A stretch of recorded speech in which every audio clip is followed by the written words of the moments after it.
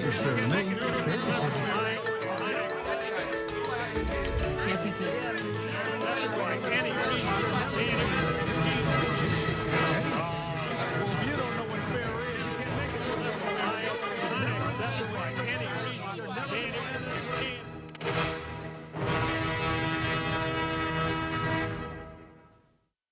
Donnybrook is made possible by the members of the 9 Network.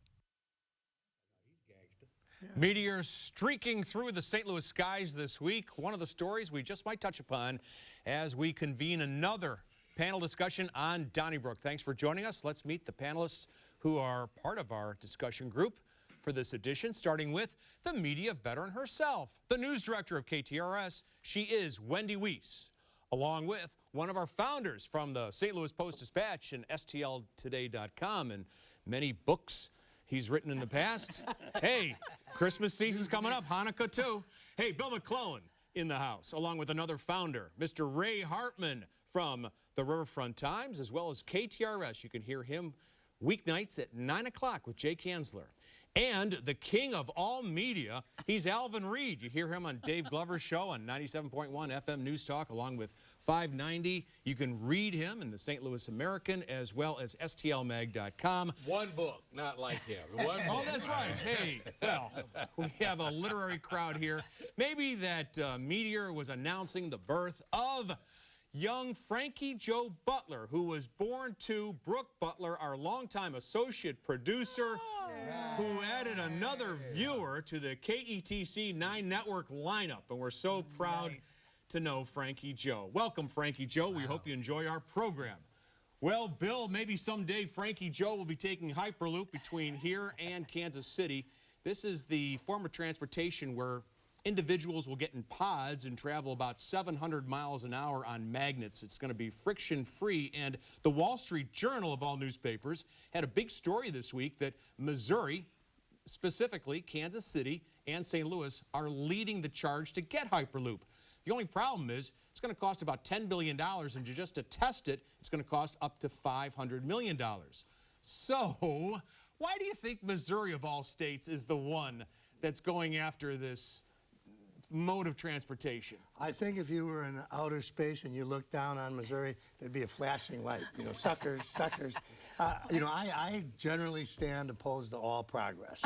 And it's very easy to oppose the idea of a Hyperloop. And I do. I think it's throwing money away. And if it were to work, it would suddenly not be St. Louis to Kansas City. It'd be L.A. to San Francisco, New York to Philadelphia. I don't think we should put a penny in it. Bill, you sound like the candle makers railing against electricity. No, actually, I agree.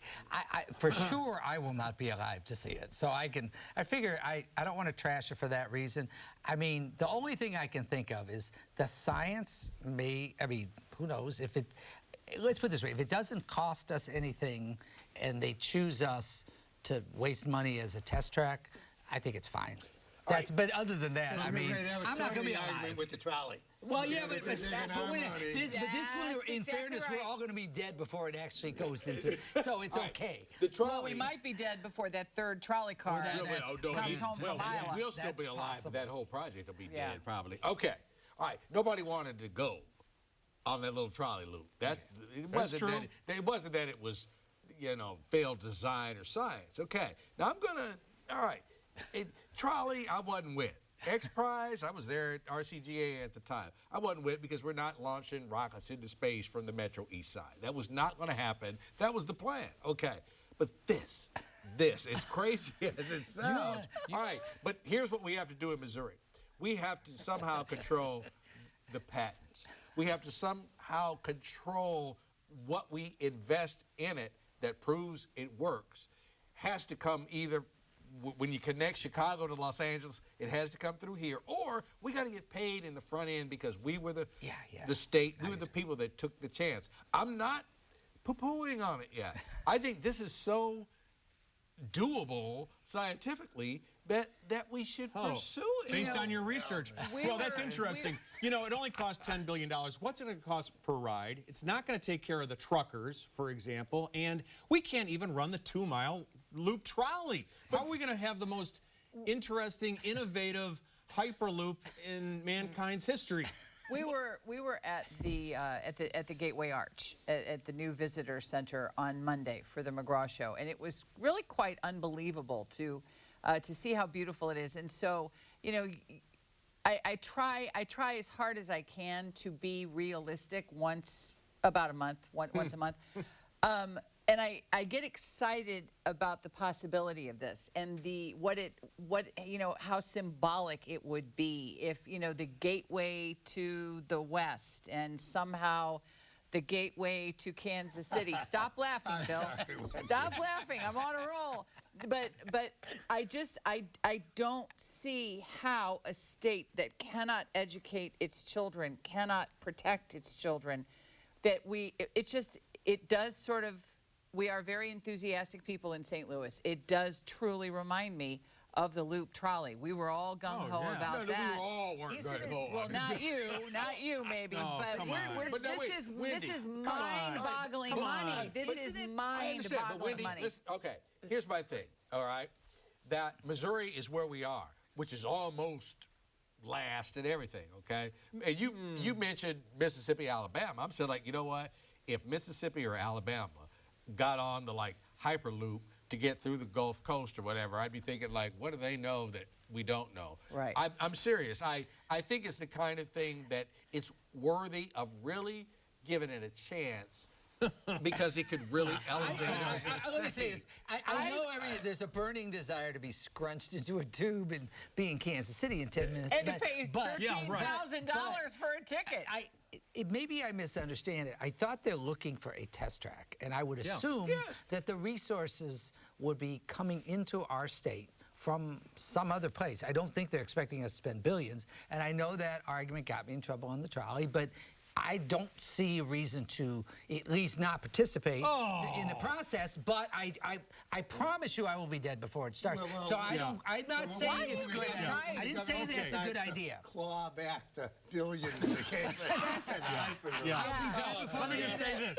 It'll be interesting to see if they go the Metrolink way and they don't have turnstiles and they don't check tickets on it. It's possible. Not only are you paying, and you're paying more, they'll probably weigh you. And say, like, hey, this is St. Louis. You weigh 310 pounds. You got they should. Hey, Ray, let's move on to the. Not only is St. Louis a little bit challenged when it comes to public transportation, but now the city of St. Louis has been unable to form a board of freeholders. 9 people out of a city of 305,000 people have to be chosen who will help guide possible changes to the city's government along with the county over the next 20, 50 years. On September the 23rd, the mayor selected 9, but there were some complaints. Among other things, people said you only have 1 person north of Del Mar. To this day, they haven't resolved their differences. What the heck is going on? The Board of Freeholders met this week, but without the St. Louis contingent. I think it's a lack of leadership, frankly. I happen to be somebody who thinks the freeholders process is worth looking at with an open mind because the status quo is unacceptable. Doesn't necessarily mean we know where they're going to end up. The county got their act together. Joe Blanner from the state is a great appointment as the outside person from Jefferson County. And it's just unbelievable that something this simple cannot get done expeditiously in the city. Now, I'll say this. I'll probably get in trouble for saying it. If I'm the Caucasian mayor of St. Louis, I'm going to have 5 African Americans, 4 whites, and at least 2 of the African Americans are going to be from north of Del Mar. Right. Now, that sounds like tokenism, fine, but you got to understand this is about getting together with the county, and I think the African American community, understandably, is a little resistant to giving up. You know, it's kind of disproportionate. But she did the opposite. Influence in the city. She did, and I don't understand why, because it's not a big deal. I mean, I don't understand why. Well, especially if you remember the breaking ground on the arch with the picture, all the white people. It's awesome. And Mayor Cruzen sent out the little tweet about this is what we get when we work together. And, of course, I think it was the shadow mayor who jumped on it first, Shara. And you would think that Mayor Cruzen would have learned from that and just been a little careful that, okay, I better really make sure this is representative. But I think if you appear to be sensitive to Shara's opinions, then somehow you are weakening yourself. In other words, maybe by, you know, going the other way than you know, what you just described, Charlie, or I'm sorry, Ray, by having more white representation, she's saying, I'm proud of my choices. I'm not going to worry about the shadow mayor. That's true. No, it wasn't just too many white people. It was, the geographic. The geographical breakdown. Now, mine was this, okay, like Adam Gase, who is the coach of the New York Jets, and they're terrible. All right, 2 weeks ago, they got blasted. And when the reporter asked him, you want to put him? And he said, like, hey, are you embarrassed by what just went on? And he said, like, no, you can't be embarrassed about this crap. And he didn't say crap. All right, now Lyda said, they asked her, said, like, are you embarrassed? And Lyda said, like, no, I'm not embarrassed, but it looks bad for the city of St. Louis. And I'm thinking, like, you're the mayor of the city of St. Louis. You are the CEO of the city of St. Louis. Because it's, I mean, how ironic that all of the stories talk about the fact that the Board of Freeholders will have a wide berth, lots of latitude when it comes to consolidating services. They just can't consolidate the different pieces of that Wendy, puzzle. I want to ask you about another topic, and this is also the Wall Street Journal took a look at the city of St. Louis this week, today as a matter of fact, and Lambert Field, our airport, didn't rank that well against other airports. First of all, they ranked all the large airports, which we used to be one of, and we didn't make that list. That's the top 20. So they looked at the medium-sized airports. Out of the 20 top medium-sized airports, we came in number 16. And as a frequent user of Lambert, weren't you a little surprised? Because as far as you're concerned, it probably works pretty well, no? I think, I mean, it's functional once you get to the terminal. If you can get to the terminal, if you're from out of town, good luck. I mean, because a lot of some of the directions and the arrows that lead you, that are supposed to lead you to different places, you end up circling a few times. But I think it certainly has improved. The criteria was kind of unusual. They were talking about Starbucks coffee, and they were talking about the cost of, checking a bag, and a lot of it was beyond Lambert's, outside of their purview. They don't dictate the price of airline tickets. So I think Lambert has improved tremendously. I think there is still room for tremendous improvement. Yeah, I think Rhonda Nieberg. It is the hardest. I can never say her last name. It's the hardest name to pronounce. She's been there for 10 years. She's widely, my understanding is she's very highly thought of. And I think they have, if you look at it cosmetically, I guess, they make the best of a difficult situation. We all remember when it was a bustling major airport, and it's really no one's fault. And to your point, I mean, these clickbait things weigh different things differently. I think what's coming out is that, we don't have a hub, and we don't have the traffic that comes with a hub, and we don't have the lower rates that comes with a hub. And I just hope the airport privatization people don't take this as evidence that somehow that's going to affect this, because it's not. Well, one thing we do, which I think we should not, is siphon about $6 to $7 million a year from the airport revenues, and it goes straight into the general revenue of the city of St. Louis. We're one of two cities in the country that does that. Well, we get to, and I think we should. And that money should be going back into the airport. I disagree. It should lower the landing fees. It should make the creature comforts a little better, a little more beautiful. I agree with you. That is not designed to be a moneymaker for the city. You got to survive on your own. That's to make your airport better. And then we didn't make the top 20, and my sister-in-law just flew back in from Washington, where one of her kids lives, and came to St. Louis, and I just kind of looked and I said, like, we're not in the top 20, and like SeaTac and I think Minneapolis, they have like a plan for if a moose or an elk should happen to be like in the middle of the runway. Everything like, we have to improve our airport, Well, I will say this. They did say that our TSA works well, and I agree with that. I think our screening for security is pretty good. We're not busy. I mean, people can make fun of that, but we're not a busy airport, and you can get there and you get through the lines. And it said quickly. You can check your bags. Don't worry about checking your bags. Right. You can go get them. You're on your way. And those are good things. We need to, take advantage of that. and advertise that and do that. We do not need to sell. Charlie, it does sound like you just try to get yourself a little favor with the TSA when you check in. Is that what this was about? What kind of favor do you get from security? They'll see this show and say, "Oh, we'll let him through." No, what I meant to say is they have the best bartenders of any airport anywhere. Actually, you know, I disagree with you though about them. I think the fact that it returns revenues to the city of St. Louis is just fine. That's not the purpose of a major international airport.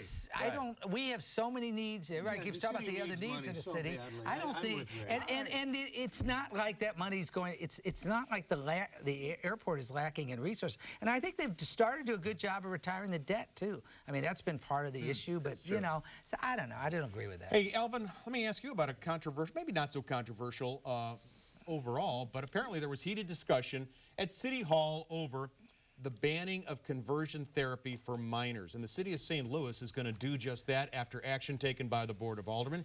Conversion therapy is a very controversial method of trying to change gay people into heterosexuals. I think it's just crazy and terrible, despicable. The city of St. Louis has decided in its wisdom to ban it unless it's for religious purposes. So ministers and priests, rabbis, whomever can still partake in it. What are your views? My view is that this is a serious mistake, okay?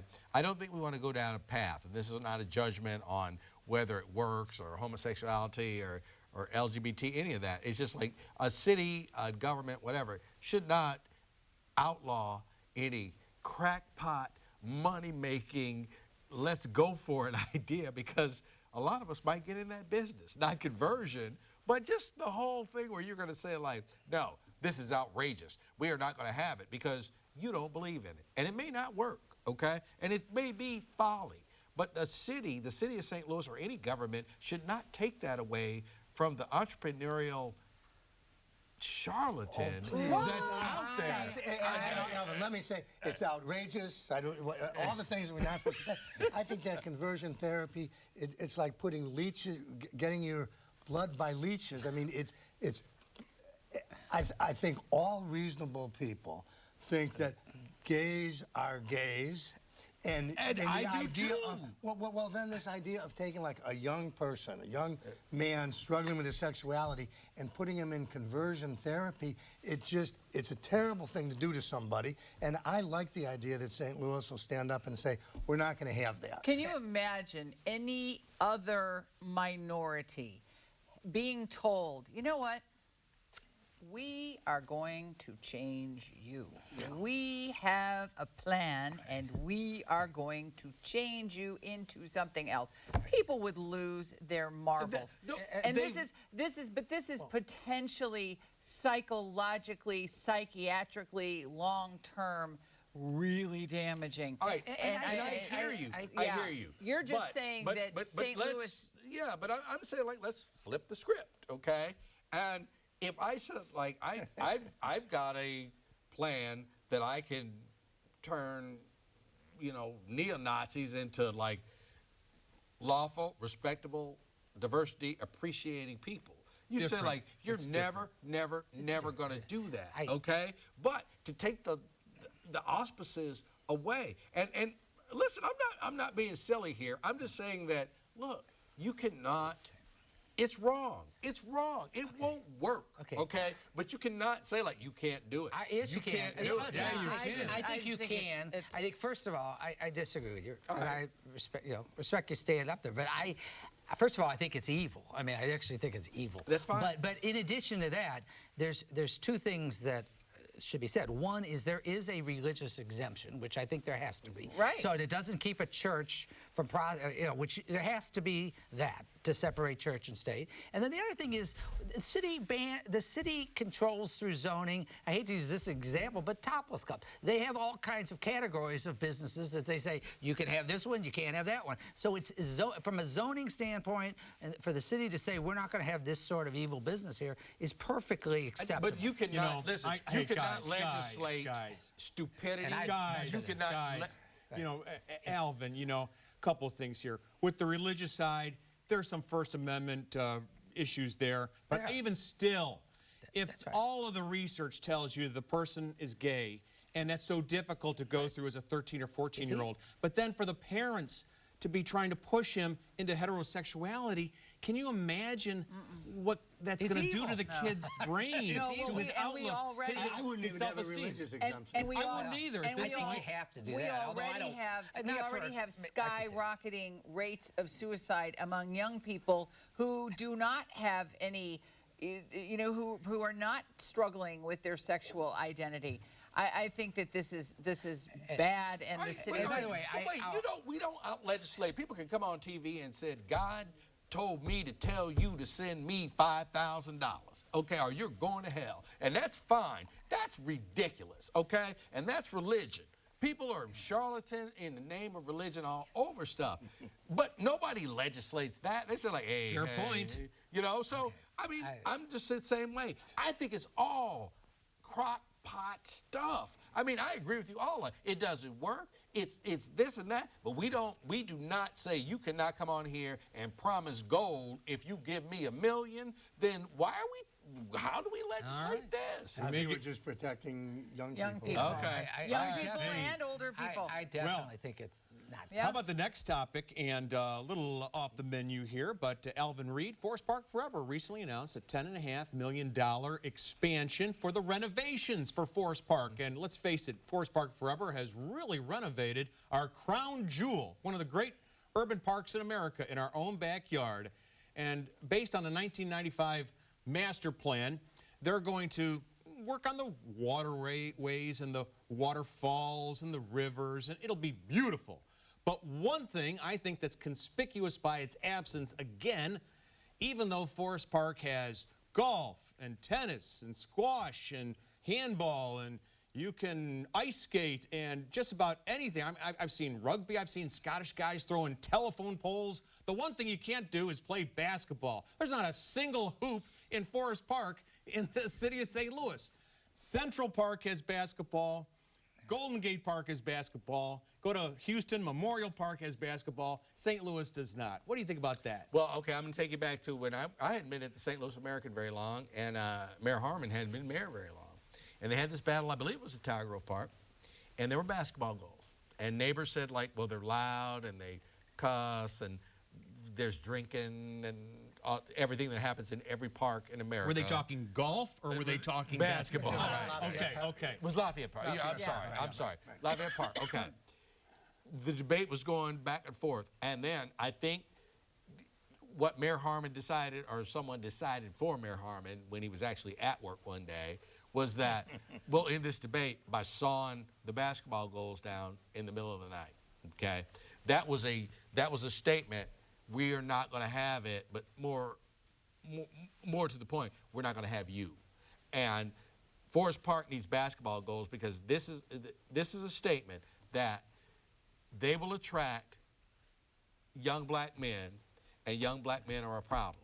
Now, whether you agree with that and whether or not it's true or not, I'm not here to debate that, but that is why there are no basketball goals in Forest Park. And I think that needs to be addressed, but not by Forest Park Forever. I think of Forest Park Forever as being more of a beautification, a master plan type thing. I have no problem at all with basketball hoops, but this is about the, you know, the connecting the bodies of water and the bridges and the arches and that kind of thing. And I don't know that basketball courts. Yeah, I agree with every word you said. I mean, and it is racial, and it's Sure. it's ridiculous, and it is something that should be addressed by the City Parks and Recreation Department, which runs that stuff in the park. To your point, Forest Park Forever, they just raised $10.5 million in private money, they're planting 500 trees. Right. What? Private foundations. Private foundation, $10 million. Right. I mean, you don't want to lift the good. I have no issue with Forest Park Forever on this. They're going to beautify lakes, plant 500 trees. They're playing their role, and that's great. Right. But the city needs to explain why not only there but in other city parks they don't have basketball hoops. It doesn't make sense. I live right there, and I'm there all the time, and I think Forest Park is one of the few things that the city of St. Louis does right. And the idea that we're going to change everything and, you know, how about, you know, basketball courts or go-kart track? I like Forest Park the way it is. I really do. So you don't think it needs basketball courts? I don't think it needs basketball courts. And let me say, I will look a gift horse in the mouth. I will call an orthodontist give horse in the mouth. Because I'm thinking, like, what's the whole thing? And my thing is that, look, I appreciate that you raised that money, okay? But one of the things you could have said, like, all right, we raised this money, but we are appreciative of the fact that there are parts within Forest Park where we could put basketball goals next to the, and I don't mean any insulting reference to this, but like over there where the stables are and the softball diamonds are. Steinberg, do they Steinberg impact Rink. Yeah, but I Steinberg don't Rink. think you lay that at Forest Park forever. So it is the city's role to run parks and recreation, and I disagree. I do think that should be part of the recreation in the city, in the park near Steinberg. Oh, there's obviously there's a lot of space. You could put a lot of things, but one of the beautiful things about Forest Park is that it's not cluttered. That's the way I look at it. You know, but it wouldn't be that cluttered because you could find a postage stamp, relatively speaking, in the whole park. Plenty of space. And sometimes the city will say, well, it's not in the plan from 1995. Well, removing the Confederate Memorial was not in the plan from 1995, nor was Fair St. Louis, which was there for a couple of years. I don't think that was in the plan. I think the mayor could do this with, you know, just a stroke of the pen, really. You mean like the Board of Freeholders? Like the Board of Freeholders. Yeah, well, maybe not. Okay. Yeah, no, that's wait, where are the gondolas going to land when they go over? They're going to be coming over Highway 40. Right. I mean, that's Put a them zoo at the thing. base That's of a the... zoo thing. Hey, I wish we had swimming there too, but well, we'll do one thing at a time. Then go-kart track. No one was asking for a go-kart track. But a swimming pool. I would be against a swimming pool. Well, okay. You want to pull out the skating rink? Let's see what. Let me say that You can always write with your opinions too. Share your thoughts. We'll read them next week. 3655 Olive Street is where you find us here at the 9 Network.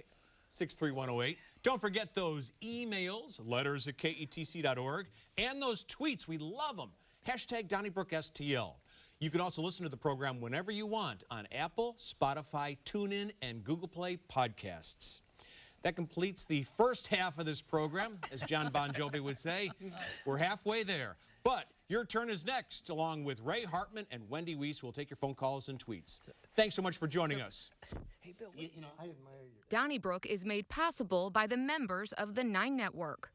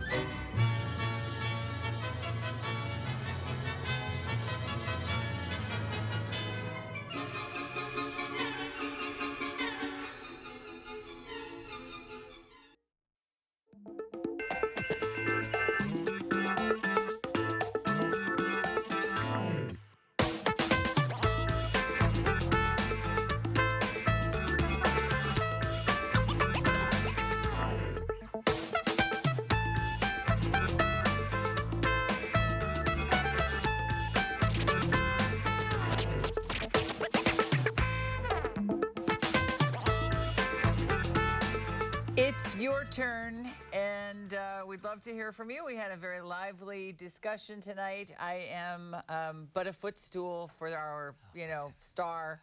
Whatever. This Thank you. evening. This is Wendy. I'm Ray, and that's Gary from St. Louis. Hey, Gary, what's on your mind? Hi, Gary. Hi, Wendy. Hi, guys. I was listening to the Hyperloop.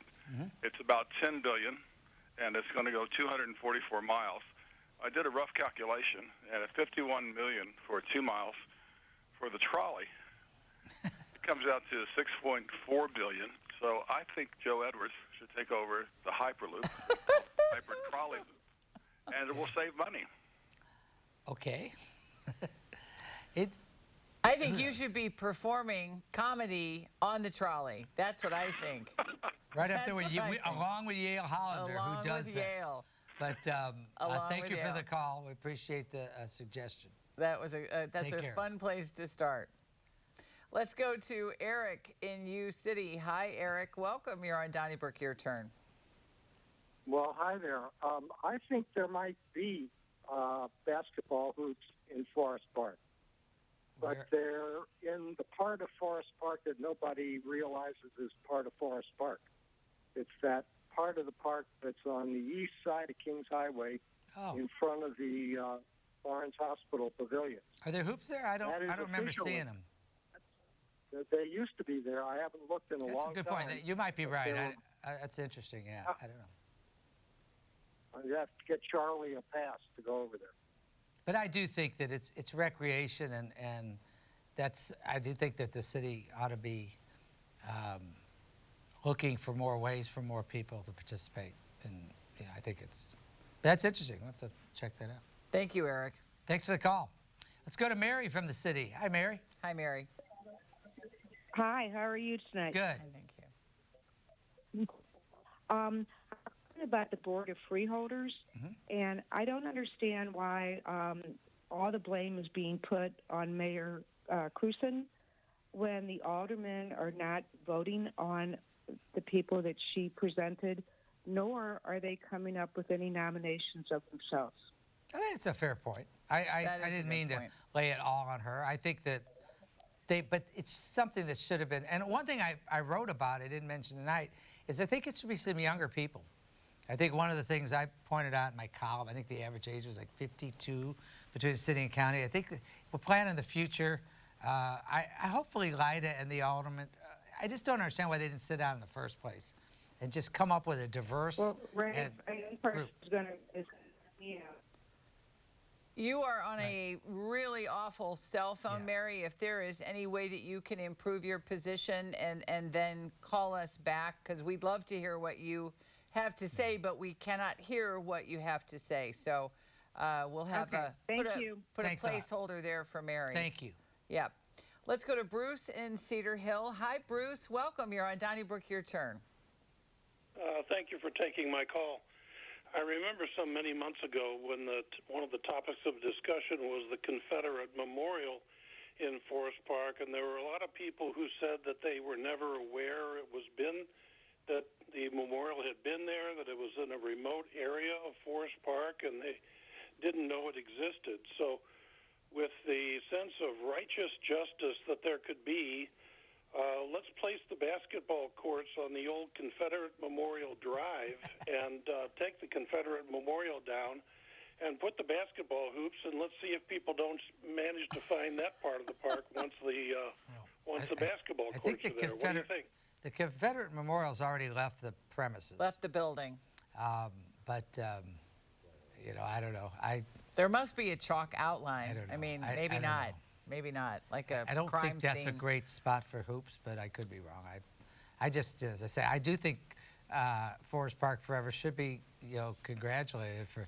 It's really a great project. I mean, they're linking all the waterways. Yeah. They're beautifying some lakes, creating a waterfall, building 500 trees. I mean, I think it's cool. I just think that their mission is separate from that issue. I agree. And you made that point. When you look at these people who literally have been so very generous with their money for Forest Park, I would hate for them to think that we are looking the gift horse in the mouth and being ungrateful in any way. So, and I don't know. Bruce, I think you're onto something. I kind of like the symmetry of the young African-American men whom Alvin says, that's sort of the unwritten statement that they're trying to keep them out of the park. I kind of enjoy the idea of them playing on the site of the. I think we might want to change the name of the street, though. Yeah. Definitely. Let's go to Bill from Rock Hill. Hello, Bill. Hi, Bill. Maybe they didn't build the basketball courts there and call it Macaulay Lane, but that's not why I called. Okay. I've heard, first of all, I think you guys, when you're trying to compare Loop Trolley to the Hyperloop, that's not a valid comparison. It's tongue in cheek. Yeah, it's I'm just getting beat up, Bill. I also think the Hyperloop is overkill. I mean, I cannot see a marketing reason why you need to do it. and it's nothing new. I can pull out a railroad book from 1967. Somebody was proposing something like this, almost 50 years ago. The only difference was what they were proposing was going to be above the ground instead of below it. But, I just fail to see where it's really going to improve things. I mean, if you got to get from here to Kansas City in a hurry, there's something called an airplane that'll do it within a reasonable amount of time. Unfortunately, once you get to Kansas City, it deposits you halfway to St. Joseph. I was going to say, it takes you longer to get from KCI to downtown. Oh, blue. It's not that bad. It's fine. Yeah, it's not that well, bad. so what do you? So you're not a big proponent of the Hyperloop. No, I think that if they really want to build something, a conventional high-speed rail line would be a much better investment and a lot more doable than a Hyperloop. For one thing, there's stuff available off the shelf to do it. The people that don't want it done is basically the concrete cartel because they don't want to get pushed out from under the money tree. Right. Okay, well, that's fair enough. Good Thanks for the call. And I always make the same mistake. I'm always for if the feds that we pay our money to wants to come in here and spend a few $100 million bucks, sure. Say, hey. I mean, why are we better off if it goes to Indiana? But on the other hand, that doesn't always work out so well, does it? Thank you, Bill. Let's go to Joe in South County. Hi, Joe. You're on Donnybrook. Your turn. Hi, thanks for taking my call. I wanted to comment on the city taking $6 to $7 million out of the airport each year. I think it's odd and kind of backwards thinking that they shouldn't take it. And I guess a few people, at least on the panel, weren't happy about those payments. The city needs to get funding in any which way they can, and for now at least, the airport is an asset available to the city, and frankly, they should find more ways to bring in revenue, and that would be a big concerning part to privatizing it. I'm all for the city selling, renting, doing whatever they can to fund and provide basic services that they sometimes struggle with. Right. Well, I think it's a great point, and I agree with you. And I think that people really need to respect the fact that the airport is the city's property. That whole tone of the regional, when they heard it's worth a couple $1 billion, everybody's raising their hand. And I don't begrudge people wanting to be involved, but it is the city's property. That's not really, in my view, a negotiable point. Yeah. And the city may do with it as it fits, as sees fit. And so, I just don't. Sometimes people say because it's physically located in the county, there's some sort of asterisk by this. It's the city's airport, and I'd love to see a more regional approach to a lot of things, but you've got to at least respect that. And I appreciate your call. I agree with you. And Joe, Bill McClellan agreed with you, and he didn't agree with anything or anybody tonight. Grouchy. So he was. Yeah, he wanted everybody to get off his lawn. That's right. Thank you, Joe. Thank you, guys. Let's go to Jackie from St. Charles. Hi, Jackie. Hello. Good evening. Good evening. Hi. I'm calling about the Hyperloop. Huh? I think it's a good idea. I grew up with Mike Kehoe, the lieutenant governor, who was actually helping to push it. Uh-huh. And I think it would be a good idea because I'm in the healthcare field, and in Kansas City, they pay a little bit more than what they pay here in St. Charles and in St. Louis. So it would help people like us that we are in this field and we could travel within the state and get there in a great amount of time and then assure ourselves to come back home. I think us being the first state to do it, since we're in the middle, would also be a plus because we're right in the heart of the middle of the United States. So I think it would be a great idea. Okay. And thank you for taking my call. Oh, thank you for calling. We appreciate it. Thank you, Jackie. I mean, I don't know. I just don't know how realistic it is. I know I ain't going to be here for it. But that's great. You have said Jackie's that got a good. Well, it's true. But Jackie's got a great point, and that is that to the extent it would be possible, it really would be game changing if you could. If you could get. I don't know. Do they scrunch you up in it, or do you just? Is it normal? What is it? Well, once you reach a certain age, you are unable to be scrunched up, and without help from the emergency medical technicians getting you out of the Hyperloop. So thanks, Jackie. Let's go to the Twitterverse. And let's see. Emery Cox 4. Interesting takes on the so-called conversion therapy ban bill. Ray supports the religious exemption. Charlie doesn't. Alvin doesn't think conversion therapy should even be banned because scammers might lose out. Thanks for that. At Benjamin L., give the Hyperloop a chance. It's not a trolley. It's technology that will give jobs, education, and much-needed prestige for the state. They laughed at buying Alaska, too. And I thought that it was pretty clear that we weren't comparing the Hyperloop with the trolley, but we need to be better about that. That joke, it's over. Yeah. Your tweets are welcome. Hashtag Donnybrook STL. Okay.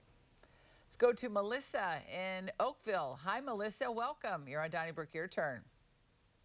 Hello.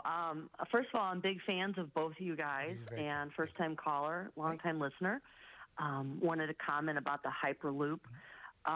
You know, I'm kind of concerned about the safety.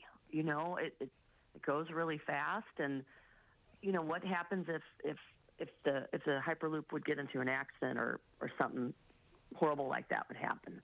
And I think that would be something I would be kind of scared to get on. You know, I don't know that. I think the cost of a ticket is going to be out of the range of most everybody. You know, how fast does it go? Do you know? And it sounds almost like a supersonic train. You know, whatever. And maybe Bill from Rock Hill would have the answer to this, and he's already called in. So I don't. Do you know how fast it goes? I do not. But doesn't it get you there in a matter of minutes or something? It gets you to Kansas City in, I think, 20 or 30 minutes. So I would say the answer to your question about an accident is, what would happen? Nothing good. Nothing good, man, and I'm not sure. But we'll see. How maybe people watching Donnybrook 30 years from now will be looking back at this, and they can dig us up in the archives and laugh at us. I don't know. But thank you for the call and the kind words. We do appreciate it. Okay. Well, Thanks so much. Thank you for taking my call. Sure. Thanks, Melissa. Let's go to Rick from Benton Park. Hi, Rick. Hey, good evening. Hey, I always enjoy watching your show. Right. Hey, my comment is about your views on the Board of Freeholders and how we need to have equal representation and get a lot of different perspectives from the city view. And I just kind of want to turn this back on you and to say, what about your program? You don't have any city representation sitting on your Donnybrook, but yet you guys are taking views on what is best for the city. Well, you know, Rick, that has always mystified me because as a me too. Well, no, that particular take. We're coming to you from the city. Well, okay. Yeah, we're actually broadcasting. It's the same take that you're putting on everyone else. But now I'm bringing it back on you. Okay, and you're saying you need to have young people. You guys don't have any young people on Donnybrook. Right, and we're not. And we're not. Just been around and just kind of feeding from the system. Why don't you get some young people and get some city residents on it? Okay, good points. My response to you would be, we're not also planning the future of the community. Now, I happen to be a regionalist and really wish the city. No, you are pushing political opinions on it, and so you are having an influence. No, I mean, what you're doing. Okay, thanks. Well, as I say, I'm all for the city and county line just disappearing if we could somehow do it other than by having it imposed upon us by Jefferson City or the state of Missouri. But I'm all about not defining ourselves with walls between the city and county. As far as the planning thing, you know, I'm arguing that people way younger than me ought to be planning our future. That's not our role at Donnybrook. Hopefully you like our show. If you do, you know, but we're not, you know, we've been doing this together a long time, and we do appreciate your calls and your feedback. But I don't think it precludes us from wanting to. No, just because I'm old, I don't think that precludes me from wanting young people to plan our future. Any more than living in Benton Park precludes you from weighing in on county matters or what's going on in Southern Illinois. Some of the best pundits in the history of this city have been from outside who have worked in the city, but who have lived outside the city. And vice versa. And vice versa, exactly. But we are glad you called, Rick. Thanks, Rick. We're very old, and we could hardly make out most of what you said. Okay. But we're glad you called. Who's next? Let's go to Dave in Belnor. Hi, Dave. Welcome. Hello. My comments regarding conversion therapy. Conversion therapy is tantamount to exploitation of children. It's mainly children that are impacted by this therapy, and as many pointed out on the panel, can be very damaged psychologically to children. So I was a little bit taken aback, probably more than a little bit taken aback by Albans comparing it to a religious, fundraiser. It's so much worse than that. I mean, it's horrible. And so coming, I guess, from looking up to you guys as media folks in the St. Louis community, I would have expected more research on this matter before commenting in the way that he did. I realize he said he doesn't think it works, and that's fine. But to come out and compare it to, it's okay because we can't ban all these types of schemes and profit making. This has nothing to do with schemes or profit making. This has everything to do with damaging a child, and what Wendy pointed out with the increasing rates of suicide. It has everything to do with that.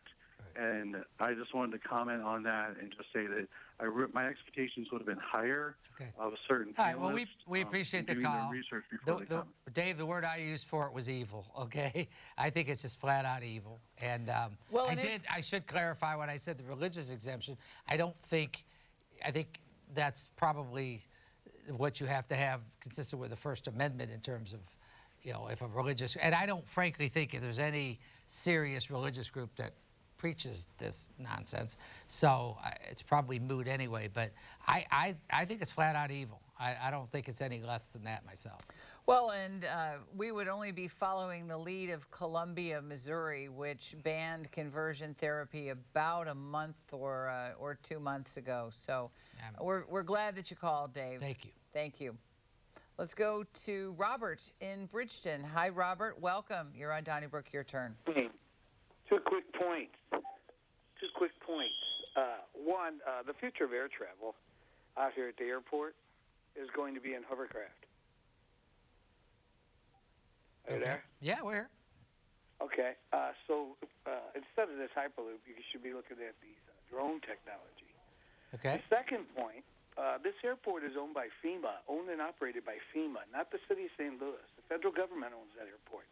If you remember when Katrina hit, the hurricane, they were going to bring 50,000 people out here and put them in the McDonnell Douglas hangars. I went to the meeting. FEMA had a list of catastrophes that they're saving this airport for, where they can put up to 1 million people in tents out here. I do not believe the federal government owns airports. I saved the funniest part for last. Okay. The hurricane, the earthquake, the asteroid, the terrorist attack, the volcano, and the funniest one is the alien attack. They're going to put people out there if aliens attack. Okay. Well, thank you. I'm pretty sure the airport's owned by the city, operated under FAA regulations. I could be wrong about that. I'm pretty sure it's the FAA that regulates airports rather strictly, but that the city owns the property. But we'll see. We appreciate the call, though, Robert. Thank you, Robert. Let's go to David in Glendale. Hi, David. Hi, David. Hi. Yeah. Hi, I'm here. Don't miss your show. If I find out I'm going to miss it, I tape it and watch it later. Okay. Thank you so much. Always enjoyed your comments. I have one on the Hyperloop. Okay. This lady earlier mentioned about going to Kansas City for better wages. Mm-hmm. But if it's going to cost her $100 to take it one way, what's the chances that she would use it? Depends on how much she's making. You know what I'm saying? Yeah. Now something like a above ground, super fast, high speed train would be probably less than 100. Right. And would be something that she would most people would probably use. I am all about the bullet train. I was remember Rich Bullet Train Pisani? Yes. I've been all about the bullet. You're preaching to the converted on the bullet train, and there were some real. That should be a real thing. I mean, in terms of, they talked, for example, about connecting the Champaign-Urbana and Columbia campuses. That was President Obama. That was seriously something that I thought was exciting. Yeah. So what's the speed of the bullet train, I can't remember. What's the speed of one of those? I wanted to say 500 or 600 I thought it was 300 or 400 miles an hour. I thought it was 500 or 600, but it was significantly fast. Could this be, maybe it wasn't 500 or 600. David, could this be a sort of a bait and switch where we're talking about a Hyperloop with price tags that make our eyes roll back in our head, and really this is just a way of introducing a high-speed, maybe a bullet train instead of. I think the bullet train is a couple hundred miles an hour. I think airplanes are 5 or 6. Yeah. But thanks for the call. We appreciate it. Thank you, David. Let's go to Dave in Kirkwood. Hi, Dave. Welcome. You're on Donnybrook. Your turn.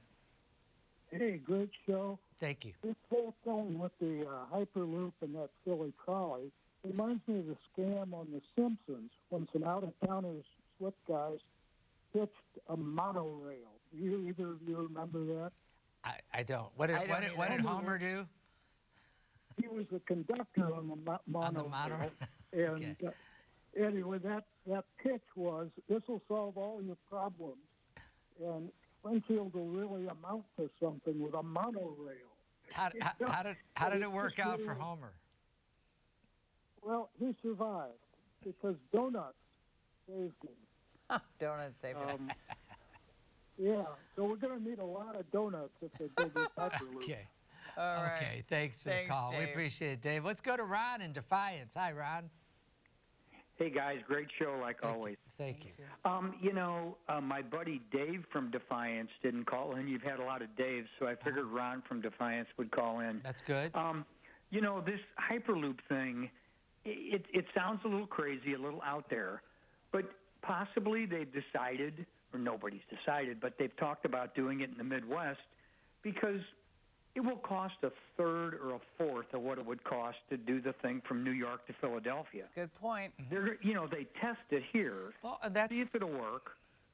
We connect the Illinois airport to the St. Louis airport, to Columbia, Missouri, to Kansas City. If it works, you go west to Denver. Right. You go to Chicago. It's not the craziest idea in the world.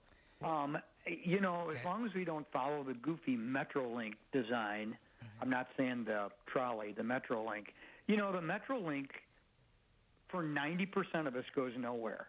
Right. It doesn't go to the Illinois airport. Right. It doesn't go to West County. Right. It doesn't come to St. Charles County. And I know a lot of people say, well, they don't want it, but if it were voters made choices. But Wendy, I agree. If it were a viable way to travel, connecting, at a reasonable price, yeah, I see what you're saying. And you actually had to pay for it. You didn't just walk in and ride it whenever in the hell you felt like it. Right. You had to go through a turnstile. You had to buy a ticket. People would do it. And I think that's what a lot of us folks in St. Charles and the folks in West County are worried about. It's going to become a free ride for a whole bunch of losers. Well, and we don't want that. Right. We want it to be transportation for working people. Right. Well, and everybody always points to the the system in Washington D.C. or Boston or New York, and all of those folks pay. I think I agree with you about.